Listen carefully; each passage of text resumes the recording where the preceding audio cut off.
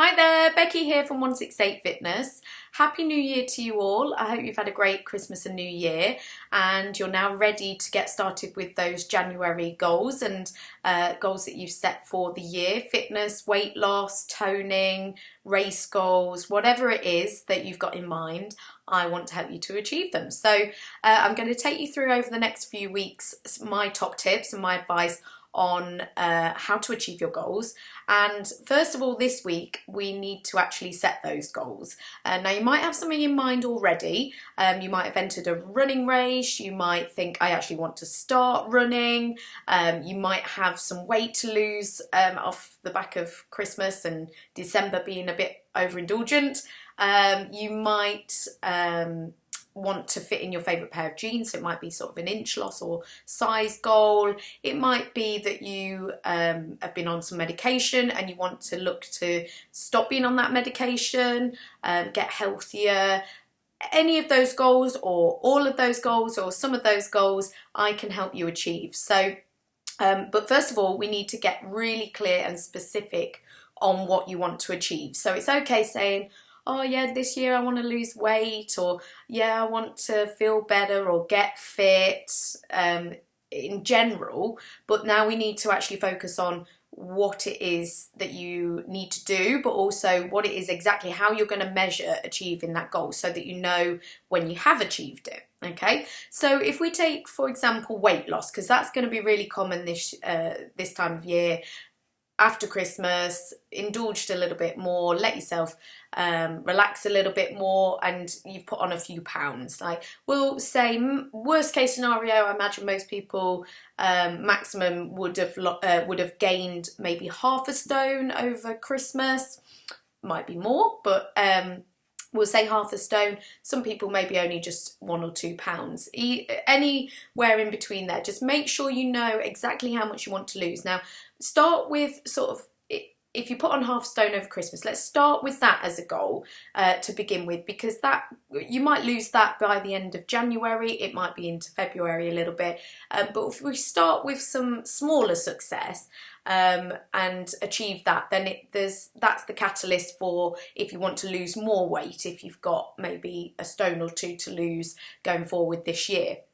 That half a stone is a really good starting point and motivational goal to achieve that early on, so that you want to keep going as the months go on throughout this year. So get focused on how much weight you want to lose if that is your goal. And then maybe set yourself a goal of when you want to achieve it. Now, I would say sort of £2 a week would be a good goal to aim for. You might lose more in the initial first week or two once you get back into regular healthy habits and hopefully doing some exercise.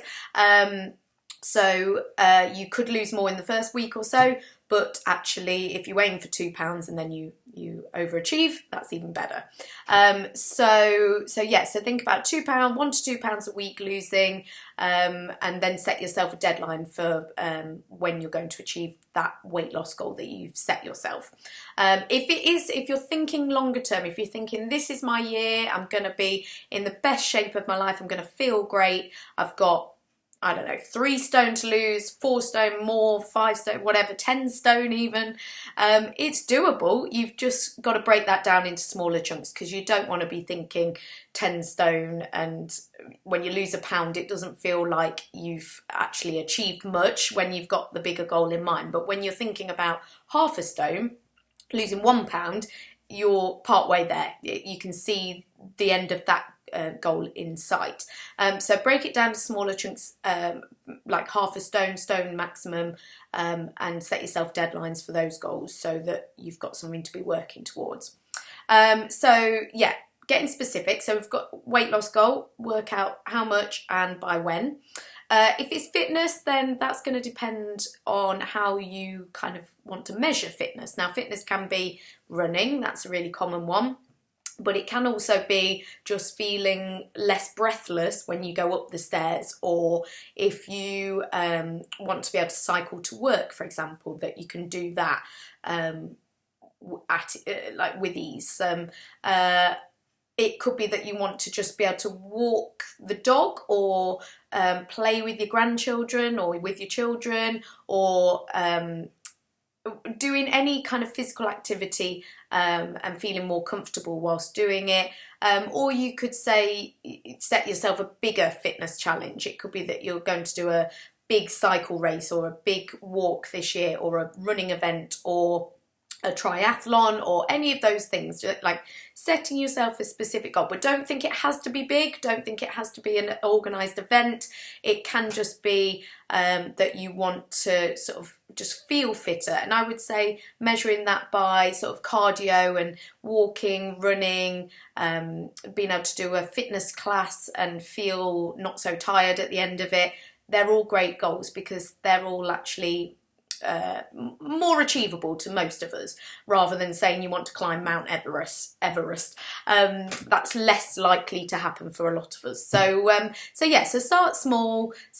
Define how you want to be fitter, what that actually means to you. If it is running, then I'm going to go into details over the next few weeks on how to get started with running, because that's obviously a key one. Burns those calories, makes you feel really good when you get into it, anyone can be doing it. So running is really good, but you need to get specific on your goals. If you want to be able to run, but you've always felt like you can't run, or you've just kind of attempted it before and you found it really hard, then my advice over the next few weeks is going to be really useful for you, because I'm going to break it down so that everyone and anyone can be running if they want to. You've just got to decide if that's the thing that you actually want to be able to do. And then other goals, health goals, like get really specific about what those are. They're going to be really individual to you, but as long as you know what you're going to achieve and what you're aiming for, that's the main thing. And I would encourage you to write them down, write your goals. So remember being specific on what it is and when you want to achieve it by, and then I'm going to fill in the gaps and tell you how to achieve those goals. So by all means, if you want to send me your goals, I can give you specific advice like I would for my clients that I see on a day-to-day basis. I want to be able to give you advice that is relevant and personal to you as well. So feel free to email me those goals, or get in touch if you're interested in doing personal training this year. More than happy to help you achieve your goals in that way. And then over the next few weeks, I'm going to give you some advice on what to be doing to achieve those goals, and then keeping you motivated and accountable. And we're going to have the fittest and most successful year so far, hopefully.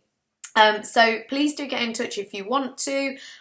If you don't want to get in touch, just make sure you've got those goals, write them down, tell people about them, get excited, and get ready to start achieving them ASAP, really. If you've already got ideas on how you're going to achieve those goals, get started straight away. If you're going to wait for my advice, then we'll start that from next week.